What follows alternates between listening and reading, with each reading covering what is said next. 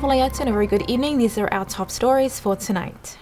Another yacht in distress call was received by Niue's Emergency Operations Centre last night. The call came from the New Zealand Rescue Coordination Centre and was received by Niue at about 7:24 p.m. yesterday evening. The yacht called Gwendoline was on its way to Tonga but got into trouble 45 miles west-northwest of Niue. This incident happened closer to Niue than to Tonga. The Danish couple on board were lucky to have another 2 yachts nearby who responded to the distress call and went to their rescue. The couple abandoned their boat and caught a ride on one of the yachts heading to Tonga. This will be the 4th yacht in distress within Niue waters in a matter of weeks.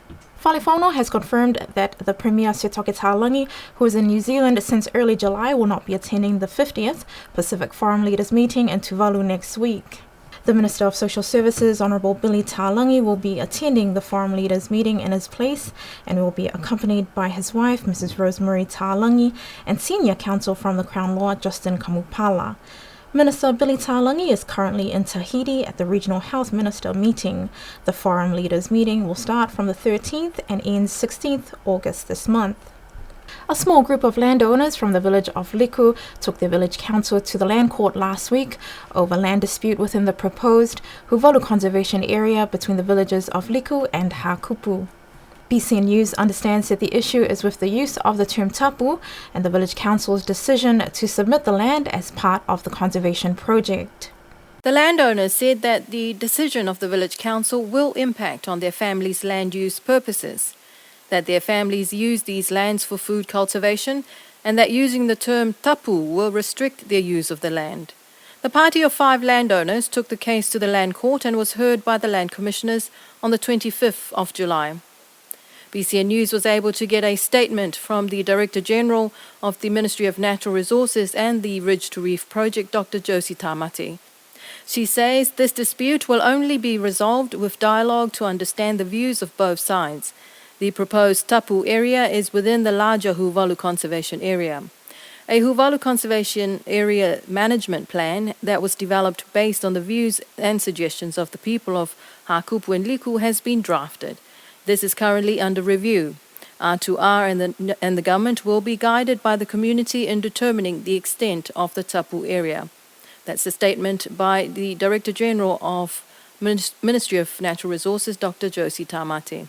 The court handed down their decision for the landowners to continue discussions with the village council and to decide if they want to title their lands, which then can be included in the conservation area. The matter is expected to be heard again before the Niue High Court in November. This is Esther Pavi for BCN News. A total of 34 businesses and local farmers applied for business development and subsistence grants with the Niue Chamber of Commerce last month. Of those, 29 were approved and 5 were deferred, querying additional information.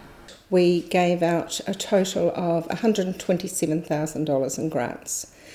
So there was a number that had been deferred until the next round where we needed additional information, working with those businesses on helping them produce their business plans and cash flow forecasts, and some of them had yet to get quotes for the items they were looking to purchase as well. So on the whole, really solid group of applicants and some items there that are really going to enable businesses in Niue to grow, which is good to see.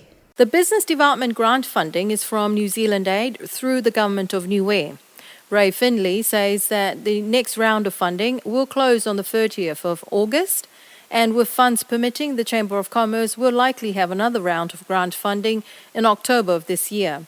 She encourages the business community to take advantage of these funding opportunities when they are available. So the business development grants can be from subsistence grants. These are for farmers, whether it's plantation or piggeries that are growing, selling at the markets. They can apply for grants up to $1,000. Then we have business assistance grants up to $4,000, and new business grants.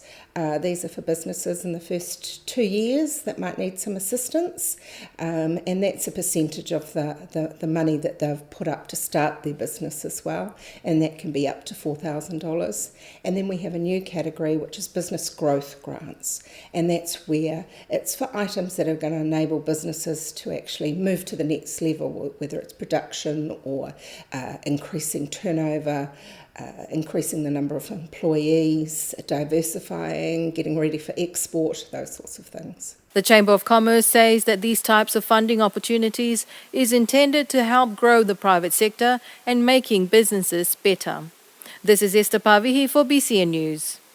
In a school newsletter sent to parents and the community at the beginning of Term 3 last week, the principal of Niue High School, Charles Iowane, highlighted a number of concerns about student conduct, especially the issue of truancy and student behaviour. Truancy is not a new issue at the school.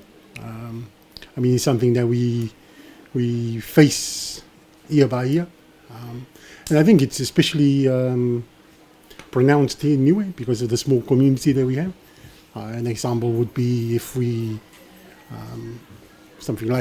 have a show day coming up, most likely students from their village will stay away because the parents will keep them at home to help them with, and as a school we understand that, but it's trying to find a balance and trying to find a way forward that the school and the parents can see eye to eye on such issues. Like I said, truancy is a problem at Niue High School, and it affects student performance, especially in the classroom. The notice they were sent out last week, we are in Term 3 now. As has been explained before, Term 3 we usually work on external standards for the exams at the end of the year. For general public information, we have, for our senior students, year 11 to year 13 students, they only have this term left at school, realistically. When they come back in Term 4, they only have 1 week, and then they go away for their study break, and then they come back for their exams. So really, we only have this term that we can work with them. That's the reason why that information was sent out last week, asking for parents to send their kids into school so that they can do the learning in the classrooms, so that in turn they can be entered for the exams. Because I think that if they don't do the learning, then there is no point in entering them for specific exams. That's the reason why that message went out last week. Yeah. The principal said that students skipping out on school and classes affects their learning. He reminds the parents that Term 3 is an important term in preparation for final exams and assessments. Principal Ioane says the school will withdraw students from assessments if they are not turning up to classes. He said that it was a disappointing start to Term 3 with student behavioural problems. There was an investigation into underage drinking at school at the end of last term, and those students have been suspended from school. I think it was towards the end of last term. I did send out another message via email to all to the general public in its regards underage drinking, and just looking at ways that we can work together with parents in trying to curb the behaviour. Unfortunately, towards the end of last term, we had an incident in school where alcohol was consumed, and as is the case in situations like that, the school conducted their own investigations on what happened, and we've issued suspensions for the students concerned. The whole process, we've involved the parents by informing them and having conversations with them. So it is something that I think is a community issue. That's the reason why we need the support from the community and especially from the parents in trying to curb behaviour such as that. The school had to confiscate several students' mobile phones due to incidents of cyberbullying. He said the school has a zero-tolerance policy for bullying. The principal urged the parents to attend the parents and teachers meetings when they take place, and he asked the community to work together in support of the school and helping our students. This is Esther Pavihi for BCN News. Before we leave you tonight, Niue Power Corporation informs there will be no power rationing tonight. They do ask that you please support the team and take care and conserve as much power as possible by turning off all unused appliances. That ends our news for this evening. Do join us this coming Thursday, Nonofua Moimonuina.